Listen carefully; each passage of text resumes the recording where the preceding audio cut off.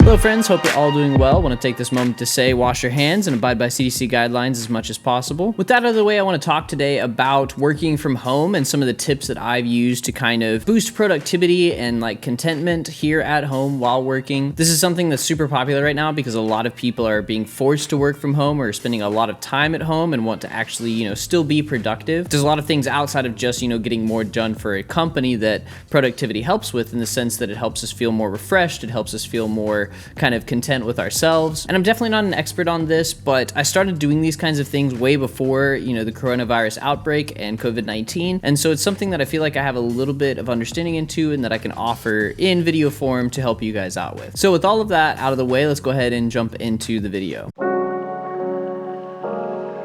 So almost everything has been impacted by COVID-19 right now. I mean, work, schools, businesses. I think the statistic right now is 17% of the whole workforce is being laid off right now, or it has been laid off. And those are just the ones that have applied for unemployment. So a lot of people are at home and they're looking for other things to do. And the hard thing about being at home, of course, is, you're not required to go get ready. You're not required to put on work clothes. You're not required to go out and see other people or get anything done. You can stay at home and do whatever you want. But for a lot of people, that's something that actually puts them farther into kind of an unproductive state. They want to do something, but they don't have the motivation or the outside motivation to go ahead and do that. So a lot of people, are kind of excited for when things will go back to normal. But unfortunately, this isn't a problem that's just going to be fixed overnight. As I stated in one of my other videos, the new normal after this isn't going to look like the normal that came before COVID-19, in the sense that there's going to be a lot of changes that businesses make. A lot of the people that got fired are probably going to have a really hard time getting rehired, which is a really big issue, and a lot of people are going to go through that. And that is a genuine issue, and those are genuine problems, but there are some positives that come out of the situation as well that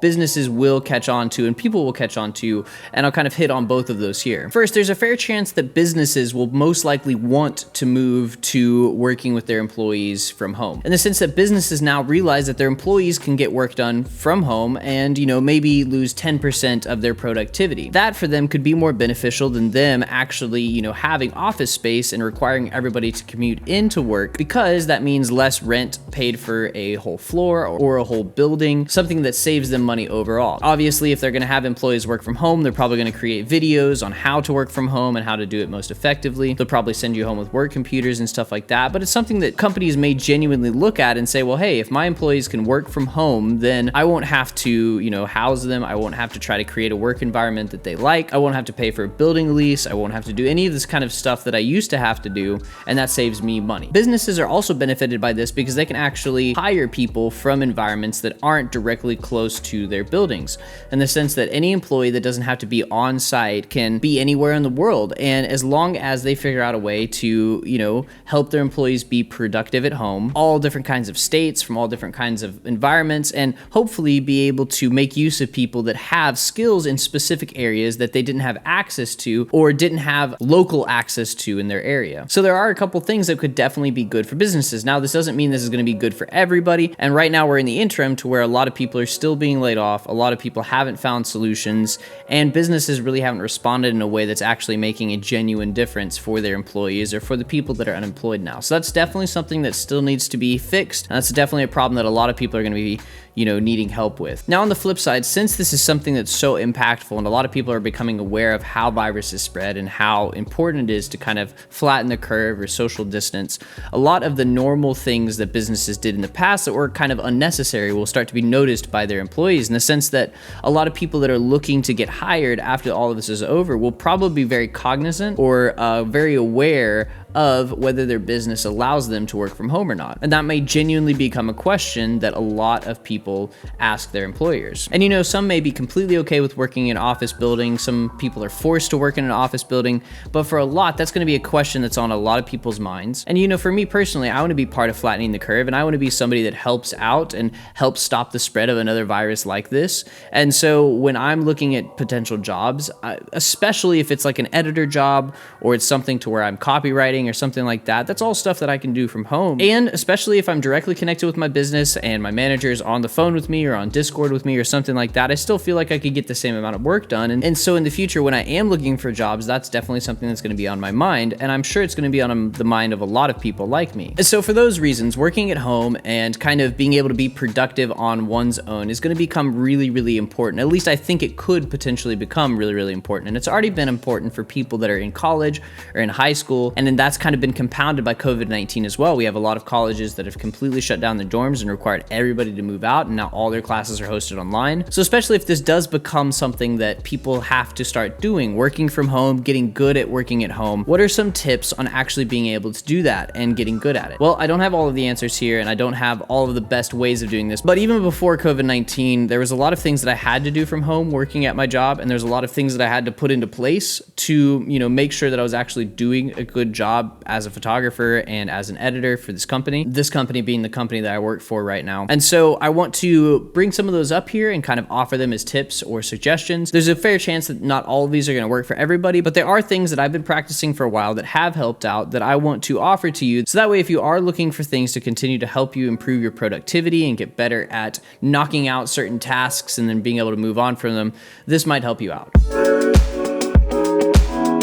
Now, a note before I start this, all of these are kind of in a jumbled order. There's not one that's really more important than any of the others, but I will point them all out because they've definitely helped me out and helped me out over the last couple of months, especially now that I'm kind of forced to stay home. And all of these on their own can definitely be handpicked out and used by themselves to boost productivity. Especially if one doesn't work, it doesn't mean that all of them aren't going to work. Tip number one. One of the first things that I would recommend is finding a space in your house specifically for one task, whether that's working or school or for entertainment. Now, this is something that everybody talks about. It's in every productivity tutorial, but the specific spin that I put on it is not just finding an environment and making that where you work. It's designing that environment and investing in that environment to make it something that you want to be at for that specific task. So take a second to walk around your house and find a section of the house that you could see yourself plausibly working in, and then invest in making that environment exactly what you want it to be for working or for getting certain tasks done. And then also think about what you want to see around you while you're working and whatever environmental things could help you specifically focus on the task that you have at hand. This is all really about developing a habit of enjoyment or contentment while you're at a specific task, in the sense that if I sit down at this table and I just use it for gaming, I'll sit down and I'll be in the habit of gaming while I'm at this table, so my mind will kind of flip into that mode. And the problem occurs when I try to go to that specific place or go to this table to, film a video or to get work done for, my actual paying job, and I'm unable to do that because my mind switched into game mode. And so I find myself pulling up Twitch or World of Warcraft before I've even pulled up my video editor or whatever the case may be. So if you have an iPad or if you have a laptop or whatever the case may be, take that away from your main place that you work and find another desk, find another, couch or place that you can get work done, set up there, and then start to design that environment to match what you want it to feel like to actually enjoy working there. So for instance, I have like this plant that I have over in the corner that I really enjoy looking at. I have tea that I usually grab. I have this light that I turn on, and I don't know why I do it, but for some reason it makes me kind of get in the mood for filming, and so I turn that on when I want to film. I have this mirror that I set up behind my stuff so I can always kind of see a reflection of myself. It's weird, but I like it, and it's fun, and so it kind of makes the room feel a little bit bigger too. So all of those things kind of have set up an environment where when I sit down at this desk and I turn this light on, I'm in the mood to film and I'm in the mood to get work done. Now, an important note to make here is that if you start mixing environments, this isn't going to work. This technique won't work if you use one specific section for both gaming and for, whatever, schoolwork or whatever the case may be. And that's the problem that I've run into recently. For a while, this was working really good for me. I would use this table at home just for enjoyment, and then I would have my desktop computer at work that I would specifically use for editing and videos and stuff like that. And that had worked so much so to where I got to where I didn't even want to game on that computer, that every time I sat down on it, I would open up my editor and immediately get to work, and that's what I wanted to do while I was there. Now, however, I'm not just working for, my my main paying job, I'm also doing work for my dad, and I'm doing work for other people, kind of designing videos and, brands for them. And the problem here is when I sit down at this table and I turn this light on, I'm immediately in the YouTube mood. And when I turn this light off and I turn over here and I set up a certain screen, now I'm in the mood to game. But because I've gotten into that mood, in the sense I'm doing personal work here and personal things for myself, when I try to get work done for my dad or work on anything for him here at this specific desk, I have a really big problem doing that. And so that's really become, a massive limit on my productivity. It's either I want to do stuff for my personal YouTube channel or I want to play. And so the solution obviously is to get a third space that I do that kind of work at instead of just at my office and just here at this specific desk. And I've actually been working on that. I have an iPad that I'm going to start using, and I'll set it up downstairs, remote into my work computer, and then start doing work from a specific desk in this house. And so this is a problem definitely that you might run into if you have work, school, and then of course, the things that you want to do for your personal entertainment or enjoyment. If you have all of those three things at one desk, obviously it's going to get really hectic. Your productivity is probably going to drop. And so really the prime setup would probably be to have one desk that you use for entertainment,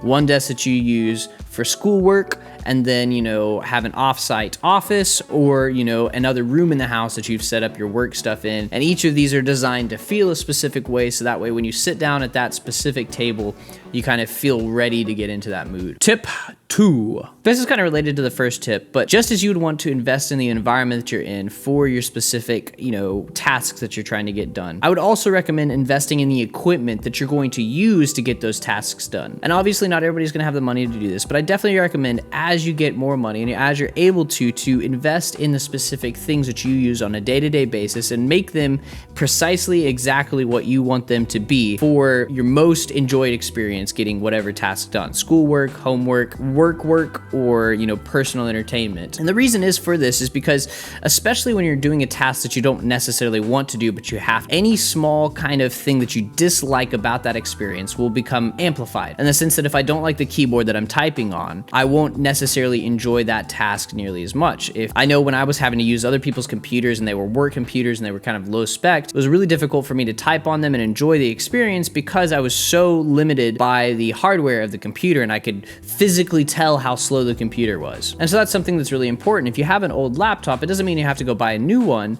but maybe there's things that you can add on to it that'll help you, enjoy your experience typing or working with that specific piece of equipment. For me, I've got an extra mouse that I've set up here. I've got a keyboard that I just bought that has some lighting effects that are fun to watch while I'm typing. I have this desk mat that I just bought that's really nice that allows me to kind of set my hands on a soft touch surface.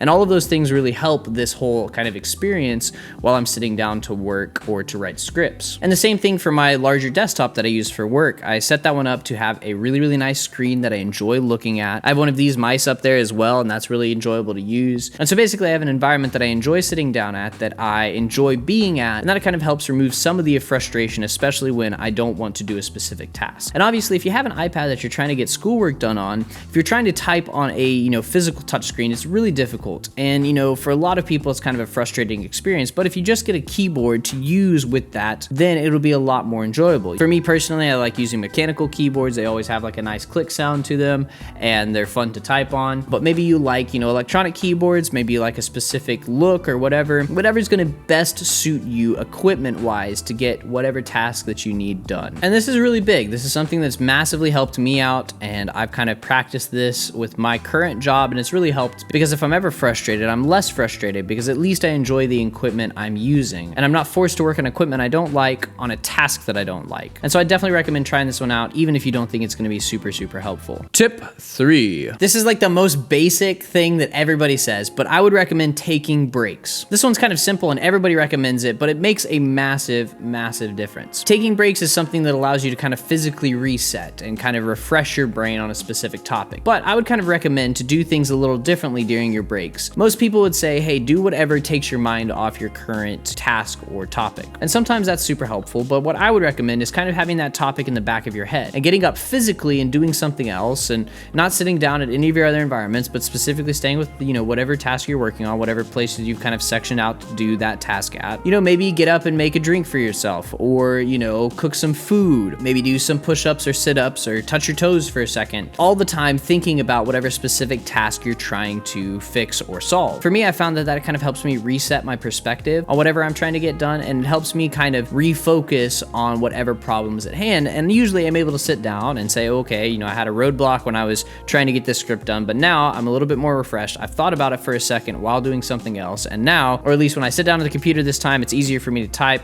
I'm able to at least, you know, get stuff down on the page that I can go back and revise later. Now, a good tip to make here is that breaks are going to look different for everybody, in the sense that some people are going to have a lot of success with this idea. Other people that, you know, have ADHD or have a really hard time sticking with a specific topic may have more issues with this. I've just found that it's a lot more beneficial for me to sit down, think about a topic, get up and take a break while thinking about that topic, but just kind of having it in the back of my head, and then sitting back down and, you know, getting back to it, instead of stepping away from the computer and watching a TikTok or YouTube or something like that and being completely removed, because then I completely forget what I was working on in the first place, and then I have to like kind of get my head back in the space, and it's a little bit harder for me. Again, try it out, test it out, see what works for you. Tip number 4. This one's one that I just started recently, but has been really, really helpful, at least for the last couple of weeks that I've been practicing it, and that is use one day a week to clean your entire house. Now, this is definitely something that I'm not a big fan of. Some people find cleaning a house therapeutic, and I certainly don't. But statistics have shown, and studies have shown, that being able to clean out a house and get it kind of organized and kind of looking good helps people be able to work better and have a more clear mental headspace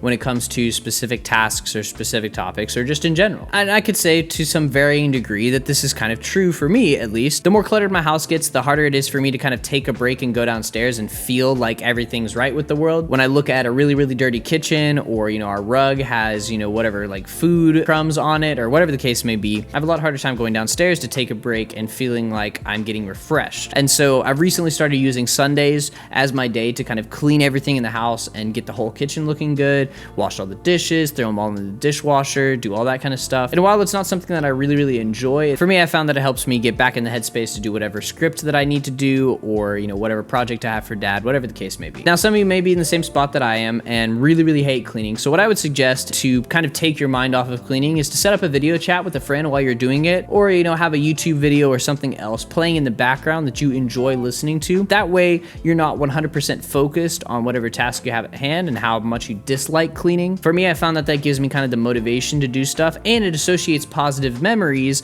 you know, from talking with friends with the action of cleaning, which at the end of the day, if I can develop into a habit, makes it to where cleaning in general is a lot more easy and enjoyable than it would have been if I had just tried to muscle my way through it.